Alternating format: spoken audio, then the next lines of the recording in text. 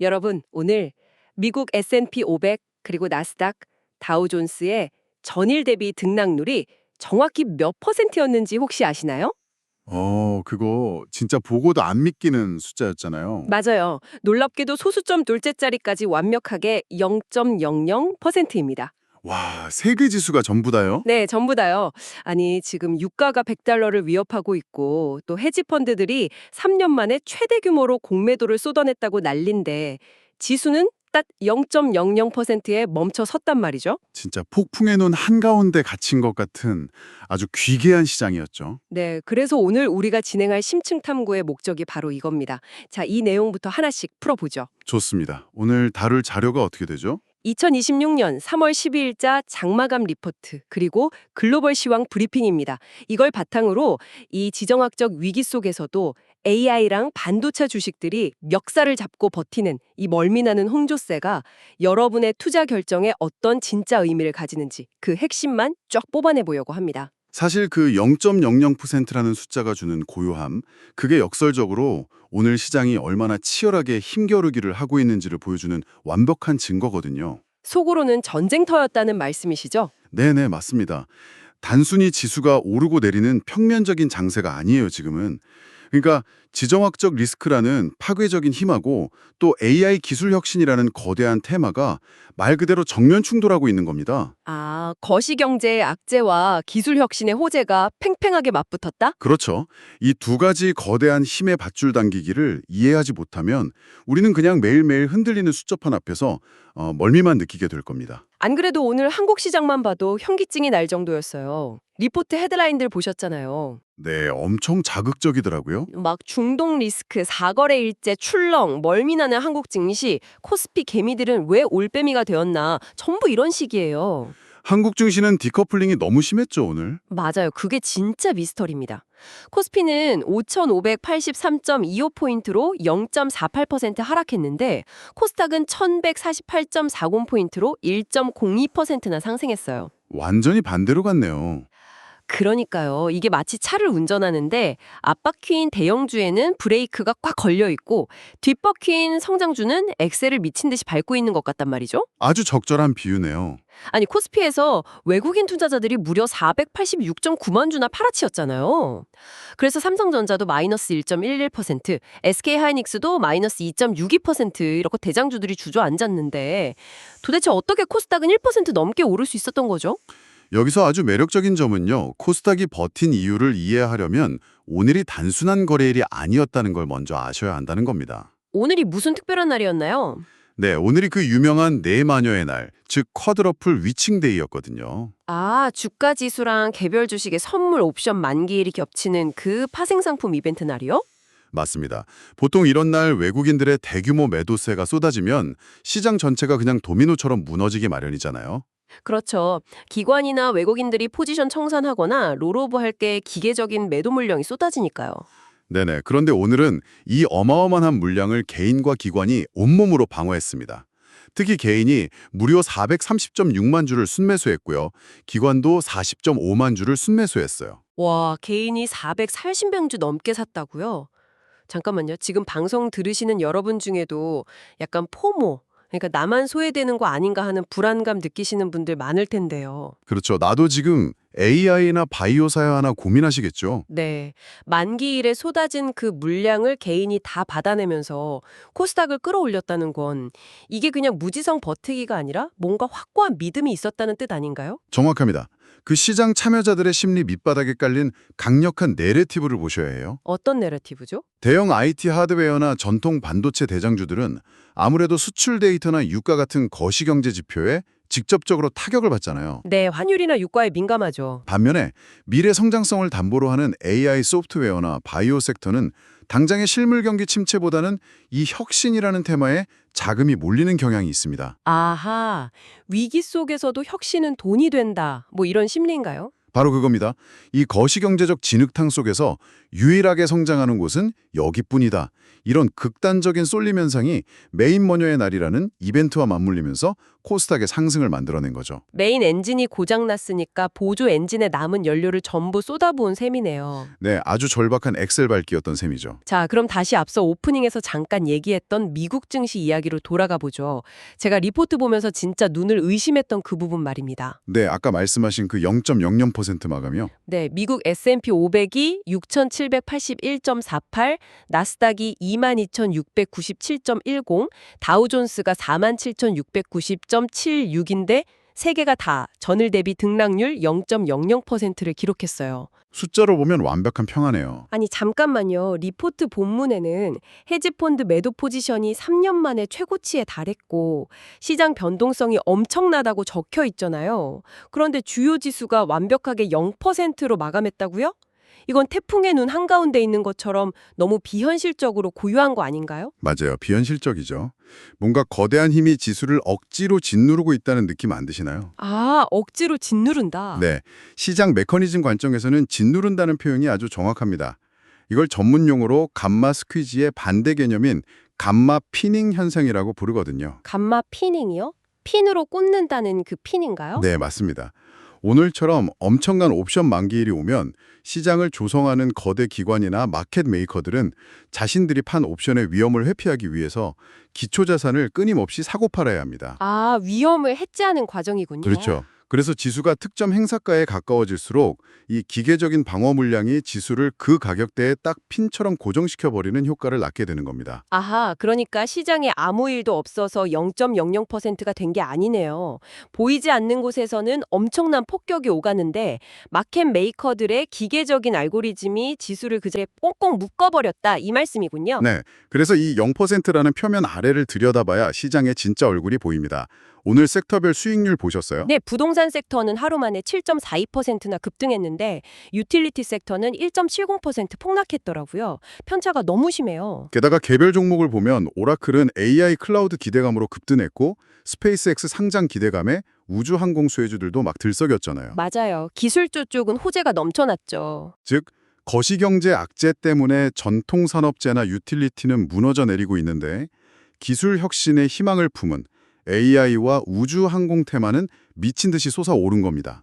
와, 급단적인 내부 충돌이 1대1로 맞붙었네요. 네, 그 호재와 악재가 완벽하게 충돌하면서 상쇄된 결과에다가 옵션 시장의 감마 피닝 효과까지 더해지니까 그 0.00%라는 비현실적인 박제가 만들어진 겁니다. 거대 양방의 싸움에 지수가 딱 묶여버렸군요. 자, 그러면 대형주랑 글로벌 지수 발목을 잡고 있는 그 거시경제적 악재의 실체가 뭔지 화제를 좀 전환해 보겠습니다. 네, 사실 모든 변동성의 근원은 결국 거기서 출발하니까요. 맞습니다. 여기서 진짜 흥미로운 부분은요. 바로 검은 황금, 원유입니다. 리포트의 원유 섹터를 보니까 더 혼란스럽더라고요. 아, 유가 헤드라인 말씀이시군요. 네, 지금 WTI, 서부 텍사스산 원유, 현재가가 배럴당 64.89달러예요. 어제보다 2.62달러 오르긴 했지만 여전히 60달러대란 말이죠. 그렇죠. 현물 가격은 아직 60달러대죠. 그런데 리포트 뉴스 헤드라인들을 보면 온통 사흘 만에 장중 100달러 재돌파, 유가 100달러의 공포 이렇게 외치고 있어요. 실제 가격은 64달러인데 왜 시장은 벌써 100달러가 온 것처럼 패닉인 건가요? 이걸 더 큰 그림과 연결해서 보셔야 합니다. 현재 64달러는 그냥 오늘의 공급과 수요를 반영한 현물 가격일 뿐이에요. 그럼 100달러는 뭐죠? 100달러라는 숫자는 내일 터질지도 모르는 최악의 시나리오에 대한 리스크 프리미엄이 반영된 파생상품 시장의 공포입니다. 아, 파생상품 시장에서 베팅하는 가격이군요. 최악의 시나리오라면 어떤 걸 말하는 건가요? 지금 이란이 상선을 공격하고 호르무즈 해협을 위협하고 있잖아요. 거기가 전 세계 원유 물동량의 약 20%가 지나는 글로벌 물류의 대동맥이거든요. 거기가 막히면 진짜 피가 안 통하는 거네요. 맞습니다. 그래서 콜옵션, 그러니까 살 권리를 거래하는 시장에서는 이미 이 해협이 완전히 봉쇄될 거라는데 베팅하는 자금들이 100달러 선에 엄청나게 쌓이고 있는 겁니다. 아니 근데 기사를 보면 미국이 사상 최대 규모의 전략 비축률을 방출했다고 대대적으로 발표했잖아요. 네, 정부가 개입을 하긴 했죠. 그렇게 기름통을 풀얼만 돼도 유가가 뛴다는 건 이거 완전 산불이 났는데 종이컵으로 물 뿌리면서 진화 중입니다 하는 격 아닌가요? 하하, 비유가 아주 정확합니다. 비추교 방출은 그냥 단기적인 유동성 부족만 메워줄 뿐이에요. 호르무즈 해협이라는 구조적인 목줄이 잡혀있는 상황에서는 근본적인 해결책이 될 수 없죠. 아, 근본적인 불길은 잡지 못하는군요. 게다가 여기서 여러분이 진짜 두려워해야 할 것은 시장이 패닉에 빠질 수 있는 이중 인플레이션이라는 새로운 형태의 위험입니다. 이중 인플레이션요? 물가가 두 번 뛴다는 건가요? 네, 지금 시장을 끌고 가는 주역이 AI와 반도체라는 걸 떠올려 보세요.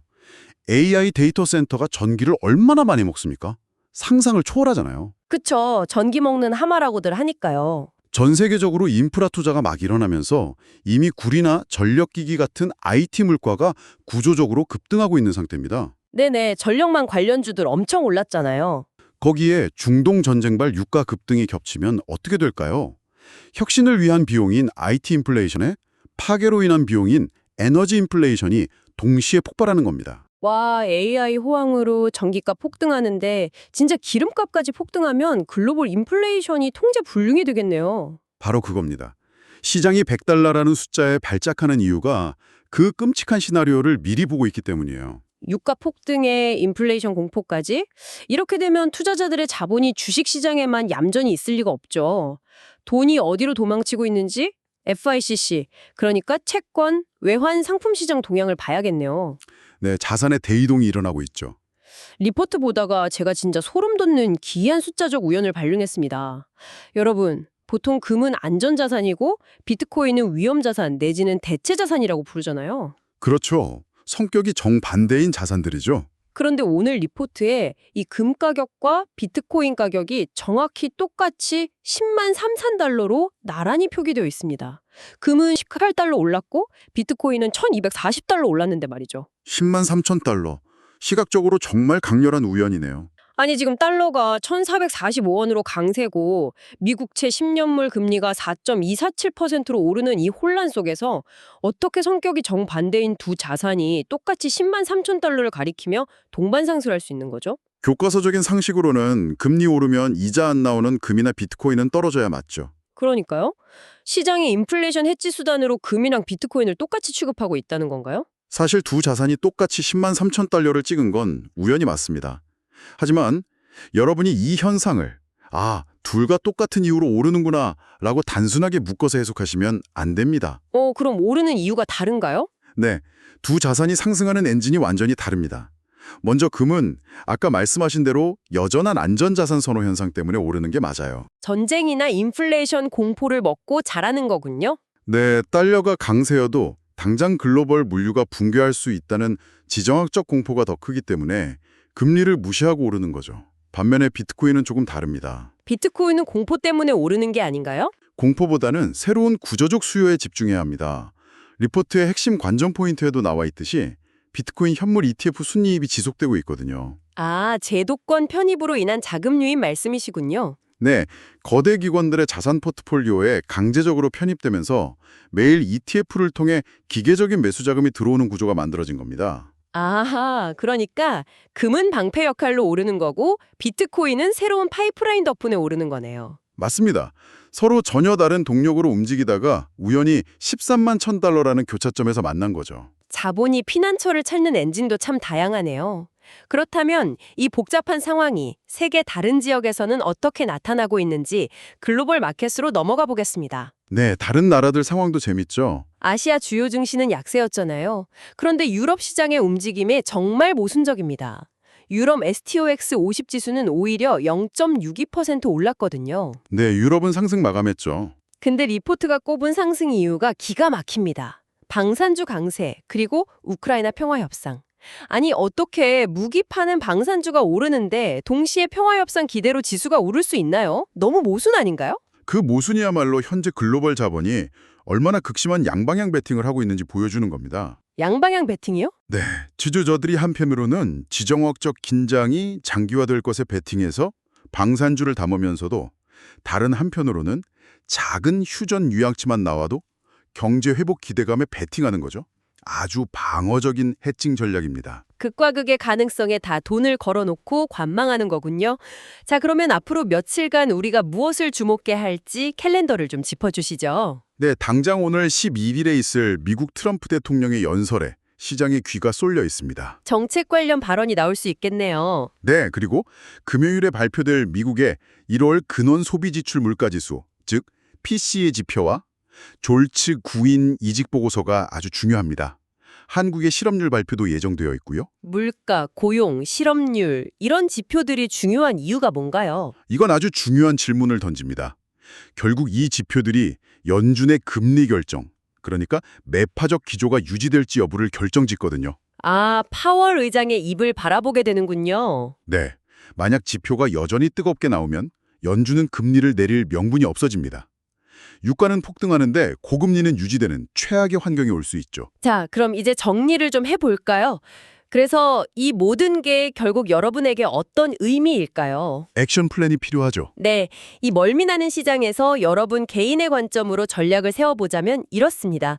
코스피처럼 외국인 매도가 나오는 대형주 포트폴리오라면 변동성에 대비해서 배당주나 유틸리티 같은 방어주 편입을 고민하셔야겠죠? 맞습니다. 방어력을 높여야 합니다. 반면 코스닥 쪽에 관심이 있다면 개인들이 파생 물량을 다 받아낸 에너지를 바탕으로 단기적인 AI, 바이오 롱 포지션을 검토해 볼 수도 있겠고요. 그리고 인플레이션 해지 전략도 빼놓을 수 없죠.